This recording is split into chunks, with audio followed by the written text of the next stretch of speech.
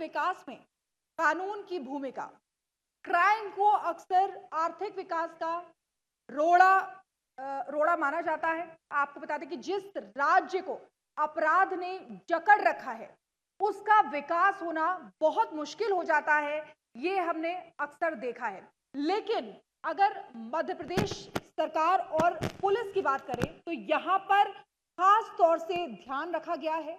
अपराध और अपराधियों को खत्म करने के लिए राज्य सरकार ने कई ठोस कदम उठाए हैं और इसी विषय पर चर्चा करने के लिए आमंत्रित करते हैं इंदौर के डीसीपी निमिष अग्रवाल जी को। Thank you Shikha, thank you so much sir, बहुत बहुत स्वागत है। बहुत सारे सवाल हैं मन में, लेकिन शुरुआत महिला सुरक्षा से करना चाहूँगा, क्योंकि हमारा फोकस रहता है कि अगर शक्ति सुरक्षित है तो शिव आगे बढ़ते रहेंगे। तो पहला तो सवाल सर यही है, क्योंकि आप इस इलाके के मुखिया हैं, लॉ एंड ऑर्डर आपकी जिम्मेदारी है। महिला सुरक्षा के लिए सर बहुत सारी चीज़ें सरकार कर रही है, आई एम श्योर आप भी बहुत इनिशिएटिव ले रहे होंगे।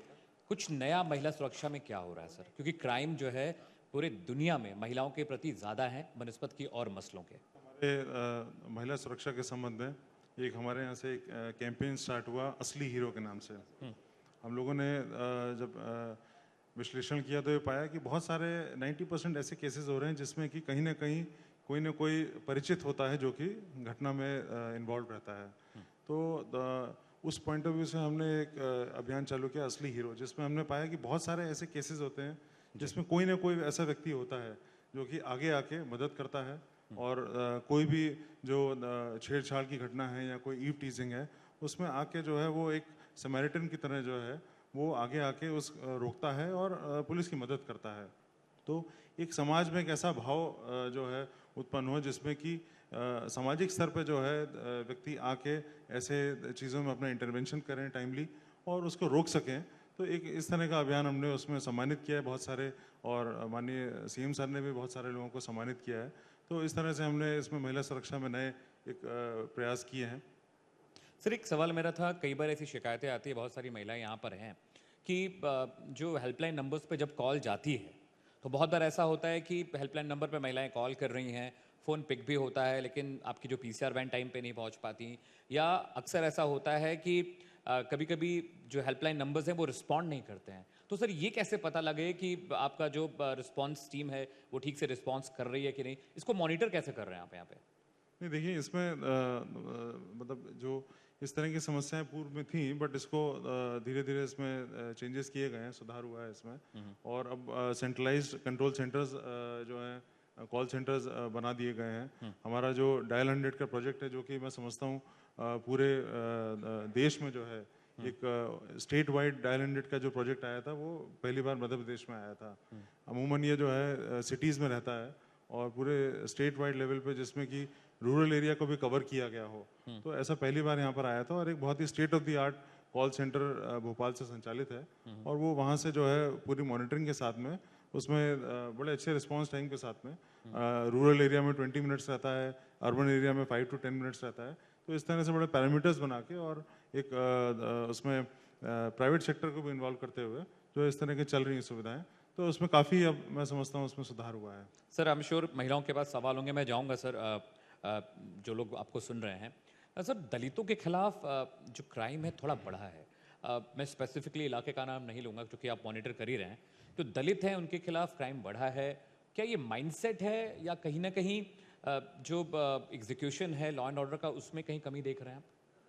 इसमें कुछ माइंडसेट की प्रॉब्लम्स तो निश्चित ही हैं, क्योंकि बहुत सारे जो ये क्राइम्स होते हैं ये सोशल क्राइम्स होते हैं, जिसमें कि आप जो है लोगों की जागरूकता और लोगों को उनको कानून के बारे में बताने से जो है कमी आती है और आई भी है।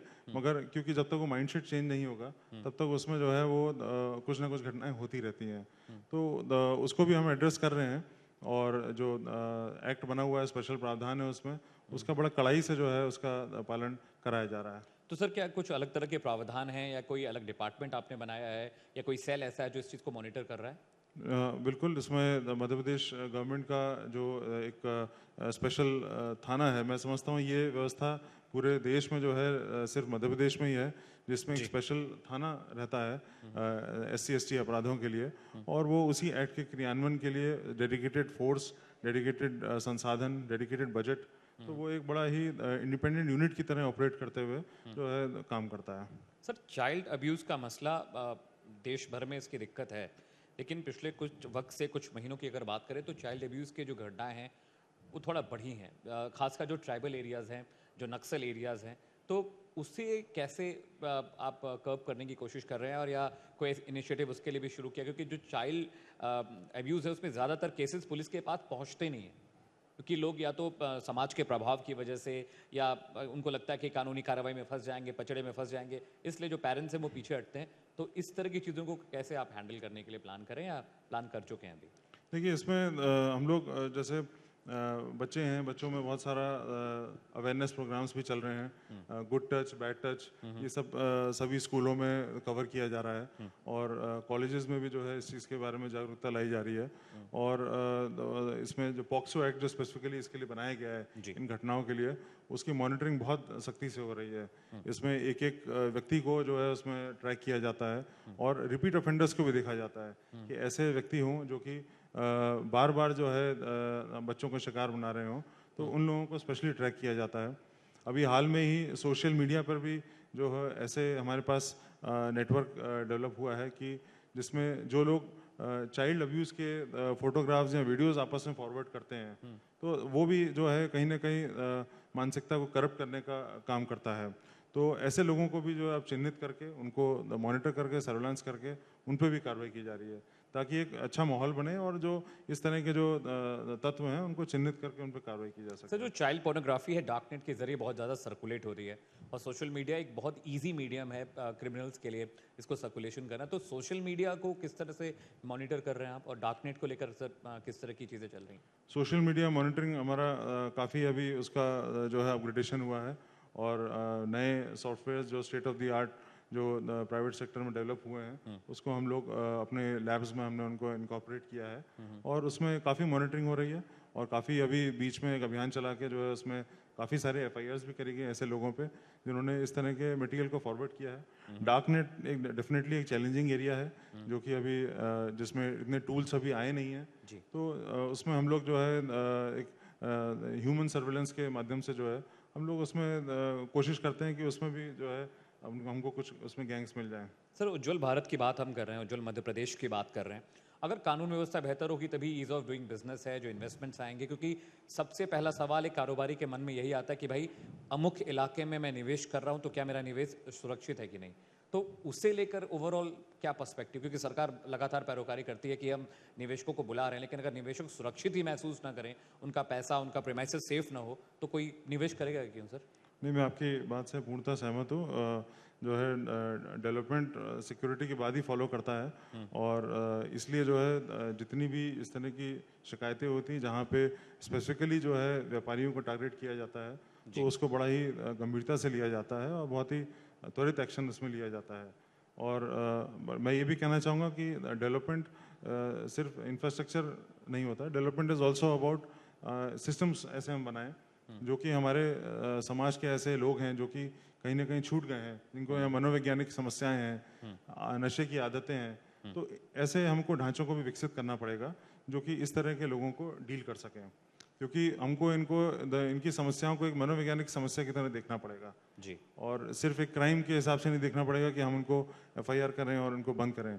अगर कोई व्यक्ति गलत उसमें संगत में, गलत आचरण में पड़ गया है, तो उसको हमें एक संस्थागत एक ढांचा क्रिएट करना पड़ेगा जो कि उसके इस हैबिट्स को डील कर सके। सर, मध्य प्रदेश में एक बड़ा इलाका है जो ट्राइबल्स का है, और शहरों में तो पुलिसिंग आसान होती है, लेकिन जो ट्राइबल एरिया हैं, जो जंगल हैं, जो पहाड़ियाँ हैं, वहाँ पर पुलिसिंग के लिए सर बड़ी शोर दिक्कतें आती है, क्योंकि बारिश हो जाती है, पानी भर जाता है, गाड़ियाँ नहीं जा पाती हैं, बिजली की वहाँ पर दिक्कत है, कनेक्टिविटी का बहुत इशू रहता है। तो ट्राइबल एरिया में पुलिसिंग के लिए क्या कुछ आप कर रहे हैं सर? ट्राइबल एरिया में क्योंकि दूर दराज के इलाके रहते हैं और बड़ा कभी कभी हिली टेरेन रहता है, बहुत इंटीरियर के गांव रहते हैं जी। और उसमें समस्याएं आती हैं। जब कोविड के समय जब वैक्सीन पहुंचाने का काम आया था, तो उस समय भी बड़ा दूर दूर तक हम लोगों को वैक्सीन ले जाना पड़े थे। तो जो है समस्याएं रहती हैं, दुर्गम रास्ते रहते हैं, बट वहाँ पे मैंने देखा है ट्राइबल एरिया में जो सोसाइटी है उसका बड़ा अच्छा सहयोग मिलता है, और उनको साथ में लेते हुए उनको जो है अपना एक पार्टनर बनाते हुए अगर आप काम करें तो उसमें बड़े अच्छे रिजल्ट्स मिलते हैं। सर बैंकिंग फ्रॉड के भी मामले देश में हर जगह से आते हैं, लेकिन मध्य प्रदेश में बहुत सारे बैंकिंग फ्रॉड के मामले आए हैं। तो जो साइबर सेल आपकी है सर, उसमें बहुत सारी शिकायतें अभी भी ऐसी हैं जो रिजॉल्व नहीं हो पाई हैं। बहुत सारे फ्रॉड ऐसे हैं जिसका कोई अभी तक क्यों नहीं मिला या कोई इंटेल ही नहीं है कि वो कैसे किए गए हैं। तो साइबर क्राइम को कंट्रोल करने के लिए कुछ इनोवेटिव, कुछ नया आप कर रहे हैं सरकार के साथ मिलकर? नहीं, साइबर में कैपेबिलिटी हम लोग लगातार इजाफा कर रहे हैं, बट साइबर क्राइम का मैग्नीट्यूड जो है वो अभी recently it has grown by leaps and bounds. Yes. Indore में हमारे पास एक साइबर हेल्पलाइन चलती है जिसमें अभी तक अराउंड 8 मंथ्स में 5,000 शिकायतें आ चुकी हैं। तभी सवाल मैंने पूछा था। हाँ, and people have I think lost around 20 crore rupees, yes. Which is more than इस जिले में जितना थेफ्ट हुआ है उससे भी ज़्यादा है। Yes. तो आप समझ सकते हैं कि online theft has become more than offline theft. तो it is a big and emerging problem, और हम लोग इसमें कैपेबिलिटीज़ लगातार बढ़ा रहे हैं। हमारे स्टाफ को भी हम लोग ट्रेनिंग दे रहे हैं, साइबर एक्सपर्ट से लगातार हम लोग इसमें टच में हैं। बट बहुत सारे इसमें इश्यूज़ हैं, क्रॉस बॉर्डर इश्यूज़ हैं जिसको कि एड्रेस करना ज़रूरी है। बहुत सारे बैंकिंग और टेलीकॉम कंपनीज़ के इश्यूज़ हैं जिनको कि एड्रेस करना ज़रूरी है, क्योंकि कोई भी साइबर फ्रॉड जो है वो विदाउट सिम नहीं हो सकता और विदाउट बैंक अकाउंट नहीं हो सकता। Somewhere the proceeds have to go. तो इसलिए जो है उन बहुत सारे इश्यूज उसमें हैं जिसको कि हम लोग थ्रू नेगोशिएशंस डिस्कशन हम लोग एड्रेस कर रहे हैं, एंड आई एम श्योर कि capabilities will keep on increasing. Sir जैसे अमेरिकन यूरोपियन कंट्रीज़ हैं जहाँ पे मैं गया हूँ, मैंने देखा है कि स्कूल लेवल पे ही बच्चों को पुलिसिंग के बारे में जानकारी दी जाती है। सेल्फ प्रोटेक्शन क्या होता है, गुड बैड टच एक अहम हिस्सा इसका है। तो क्या मध्य प्रदेश पुलिस या इंदौर में जो पुलिस है, क्या स्कूल लेवल पे कोई ऐसा काम कर रही है? क्योंकि जो महिलाएं हैं, जो छोटे बच्चे हैं, इससे पहले कि वो समझ पाएँ उनके साथ अपराध हो जाते हैं। तो क्या स्कूल लेवल पर कुछ ऐसा इनिशिएटिव प्लान कर रहे हैं या ऑलरेडी प्लान नहीं, किया है? लगातार चल रहा है, क्योंकि हम लोग सबसे पहले इस बात को समझते हैं कि prevention is better than cure. और जो है अगर जागरूकता से, अवेयरनेस से क्राइम कंट्रोल हो तो that is the best thing.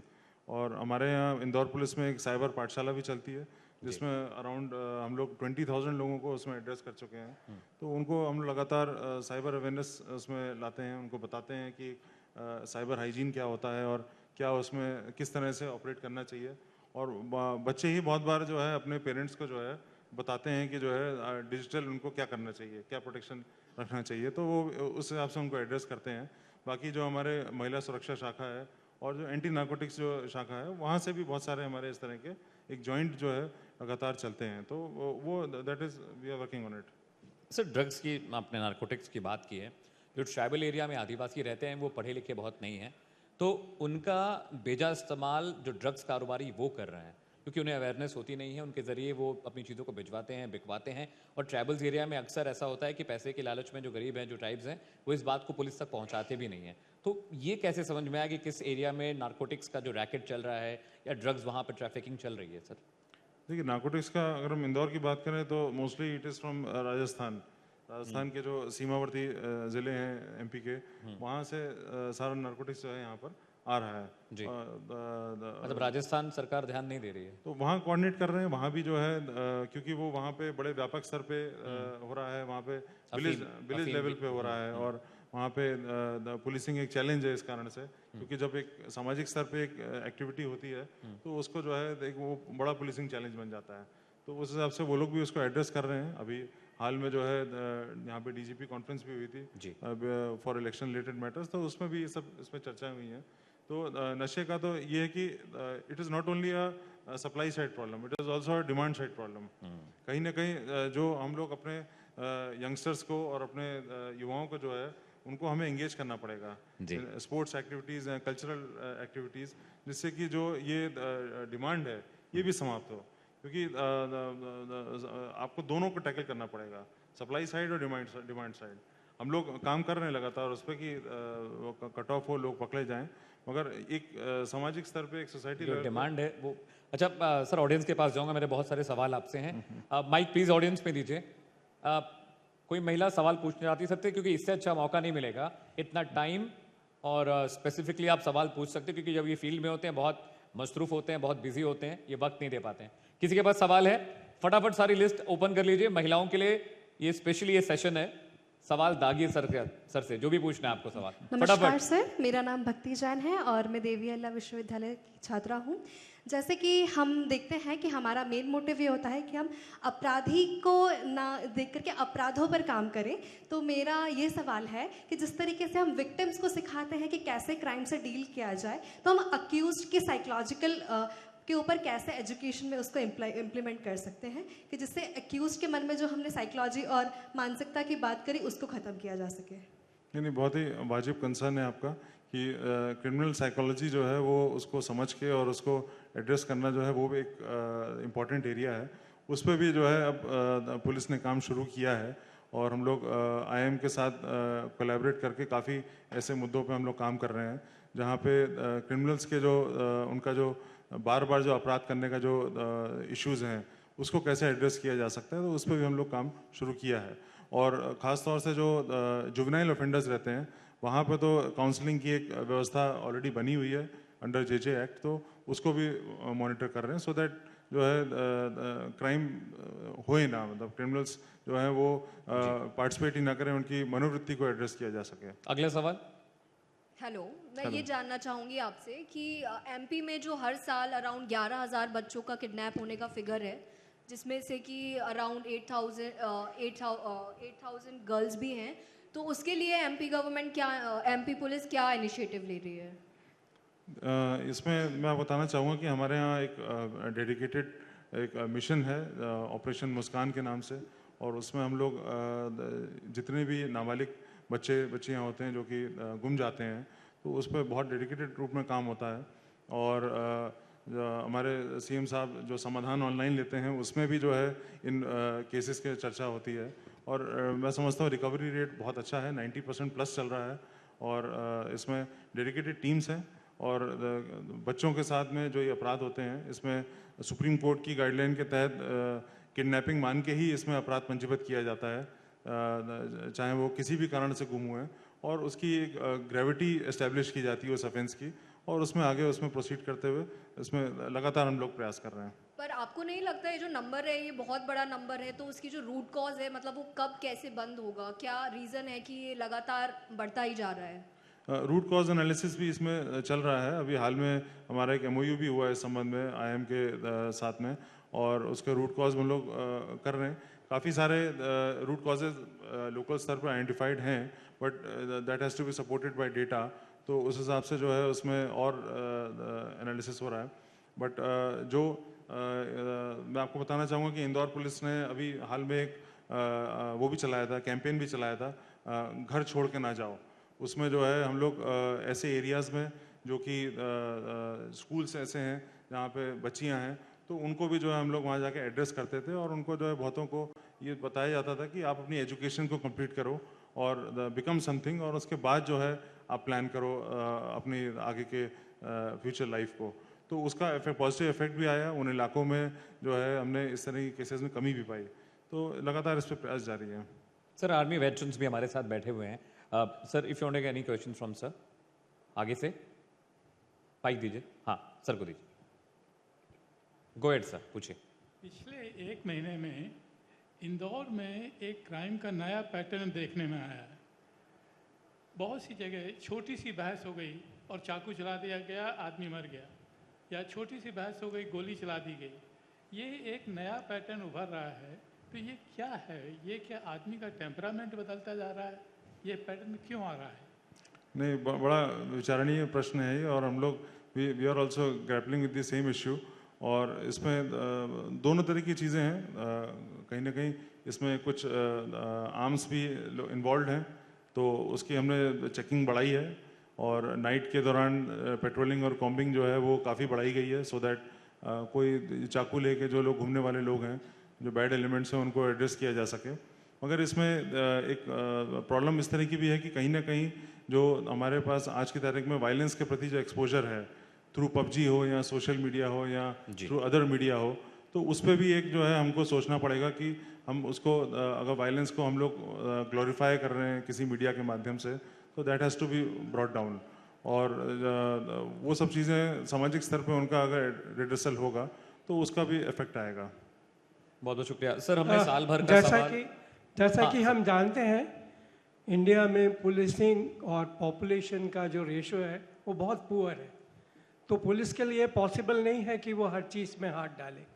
क्या उसके लिए आप जो गवर्नमेंट से या सोशल पोजीशंस में सीनियर सिटीजन्स हैं उनकी हेल्प लेने की कुछ कोशिश कर रहे हैं, या ऐसा कोई ऑर्गेनाइजेशन सोशल ऑर्गेनाइजेशन बनाने की कोशिश कर रहे हैं जहां सीनियर सिटीजन्स पब्लिक में जाके सोसाइटी में जाके कुछ अवेयरनेस क्रिएट करें, और वो अवेयरनेस थ्रू पुलिस के हो तो शायद ज़्यादा इफेक्टिव होगी। ठीक है सर। अगर हम डायरेक्ट जाएंगे तो लोग सीरियसली नहीं लेंगे। ठीक है सर।